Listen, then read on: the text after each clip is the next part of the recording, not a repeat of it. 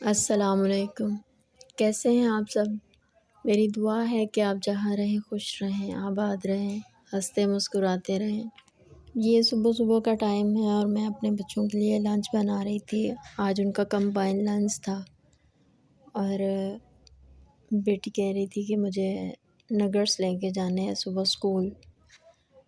دوستوں نے اپنے اپنے گروپ نے پلان بنایا ہوا تھا، کسی نے کچھ لے کے آنا تھا، کسی نے کچھ، اور اس کے حصے میں نگٹس آئے تھے تو میں وہ فرائی کر رہی تھی صبح صبح، اور یہ میری بیٹی کو بہت پسند ہیں۔ تو آج رات کو وہ کہہ کے سوئی تھی اور اس کو پتہ تھا آج میری مرضی کا لنچ پیک ہوگا، اور میں نے اس کو ایک ہی آواز دی تو اٹھ کے بیٹھ گئی کہ آج میرے پسند کا ٹفن ہے۔ تو یہ میرے کچن کے باہر ہی میرے پلانٹس پڑے ہوئے ہیں اور میں ان کو بھی دیکھ رہی تھی، اور بڑا اچھا لگتا ہے صبح صبح ان کو دیکھنا۔ ایک پازیٹیو وائبز آتی ہیں آپ میں، اچھا لگتا ہے ان کو دیکھ کے۔ مجھے یہ زیادہ خوشی اس بات کی ہوتی ہے کہ میں کچن میں کام کر رہی ہوں اور میرے کچن کے ساتھ ہی میرے پلانٹس پڑے ہوتے ہیں اور میں ان کو بھی دیکھتی ہوں اور مجھے بڑا اچھا لگتا ہے۔ اور یہاں میں اپنے بچوں کا ٹفن پیک کر رہی تھی۔ عورت کا سارا دن تو تقریباً کچن میں ہی گزر جاتا ہے، اور ہمارے بڑے کہا کرتے تھے کہ عورت کا سارے گھر میں سے عورت کا گھر کچن ہی ہوتا ہے۔ اور مزے کی بات کہ ہمیں اس ڈیوٹی میں سے ایک دن بھی چھٹی کا نہیں ملتا۔ عید ہو، شب رات ہو، خوشی ہو، غمی ہو، ہم نے کچن میں جانا ہی جانا ہے۔ طبیعت ٹھیک ہے نہیں ٹھیک، ہمیں اس کام سے چھٹی نہیں ملتی، اور ملتی تو ویسے مردوں کو بھی نہیں ہے۔ بچے جا چکے تھے اور یہ میں باقی گھر والوں کا ناشتہ بنا رہی تھی، اور میری باری سب سے اینڈ پہ آتی ہے، جب میں سب کو ناشتہ وغیرہ دے کے پھر اینڈ پہ بیٹھ کے خود ناشتہ کرتی ہوں۔ اور یہ میرا ناشتہ تھا، اور میرے ساتھ ایک اور بندی تھی جو میرے ساتھ ناشتہ کر رہی تھی، یہ میرے اکیلے کا ناشتہ نہیں ہے۔ اور مجھے وہ وقت اکثر یاد آتا ہے جب ہم لوگ کہتے تھے کہ پہلی روٹی میری، پہلی روٹی میری، اماں پہلے کھانا کس کو دیں گی، تو انتظار میں رہتے تھے کہ پہلی روٹی، اور اب جب سارے گھر والوں کو دے کے تو بعد میں ہماری باری آتی ہے تو پھر وہ یاد آتا ہے کہ وہ پہلی روٹی کی جو باری تھی وہ پتہ نہیں کہاں کھو گئی۔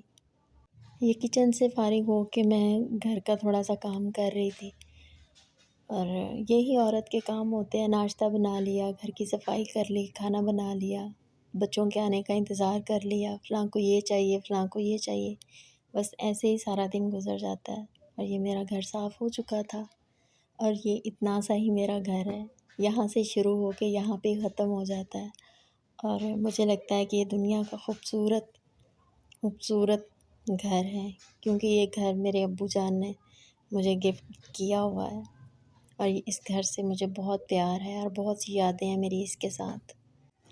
گھر کی صفائی کے بعد باری آ جاتی ہے دوبارہ کچن میں کھانا بنانے کی۔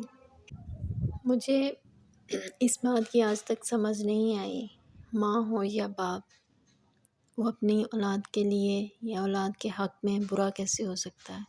جب اپنے ماں یا باپ کے آگے ہم اونچی آواز سے بات کرتے ہیں، جو کہ اب وہ بچپن میں جا چکے ہیں، بچپن ہی ہوتا ہے، ماں باپ جب بوڑھے ہو جاتے ہیں تو وہ بچپن میں ہی چلے جاتے ہیں، اور ہم جوان ہو کے اپنی جوانی ان پہ دکھاتے ہیں کہ ہم جوان ہیں اور آپ کو عقل نہیں ہے اور ہم زیادہ سمجھدار ہیں۔ کیسے یہ آ گیا ہمارے دل میں، ہمارے خیال میں کہ ہم ماں باپ سے زیادہ عقل مند ہیں؟ جب ایک ماں اپنے بچوں کو بچپن سے لے کے چلنا سکھاتی ہے، تب سے لے کے ہماری جوانی تک پتہ نہیں کیا کیا وہ سہتی ہے، کیا کیا وہ برداشت کرتی ہے۔ باپ جو اپنی ساری عمر پردیس میں یا دیس میں مزدوریاں کر کر کے ایک نوالنے کے لیے اپنے بچوں کے ساتھ، تاکہ وہ اچھا کھانا کھا سکیں، تاکہ وہ سکون میں رہ سکیں، وہ ماں باپ اپنی اولاد کے حق میں برے کیسے ہو سکتے ہیں؟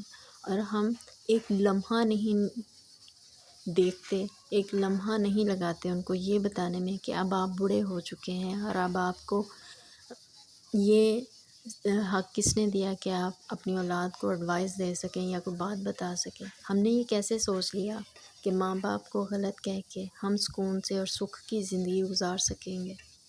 اپنی اولادوں کو ذرا اپنی اولادوں کو اپنی جگہ پہ رکھ کے دیکھیں، کل کو وہ بھی بڑی ہوں گی، وہ بھی دیکھیں گی، وہ بھی کہیں گی کہ ہاں تم لوگوں کو پتہ نہیں چلتا، جو ہم کرتے ہیں وہ ٹھیک کرتے ہیں، جو ہم کہتے ہیں وہ ٹھیک کرتے ہیں، آپ کو عقل نہیں ہے کیونکہ اب آپ بوڑھے ہو چکے ہیں، جو ہم سمجھتے ہیں وہ آپ نہیں سمجھ سکتے، تو کیا آپ برداشت کر سکیں گے؟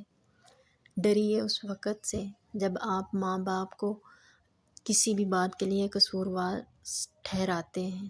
جب اللہ تعالیٰ نے کہہ دیا کہ ماں باپ کے آگے اف کی بھی اجازت نہیں ہے، تو ہم کیسے چیخ کے یا کیسے ان کو ایک گرم اور گرجتے ہوئے لہجے کے ساتھ کوئی بھی بات کرتے ہیں، تو کیا ہمارا ضمیر اس بات کی اجازت دیتا ہے؟ نیند کیسے آ جاتی ہے جب ماں کی آنکھوں میں آنسو آتے ہیں کہ میری اولاد اب میرے آگے کھڑا ہو کے بولنا سیکھ گئی ہے۔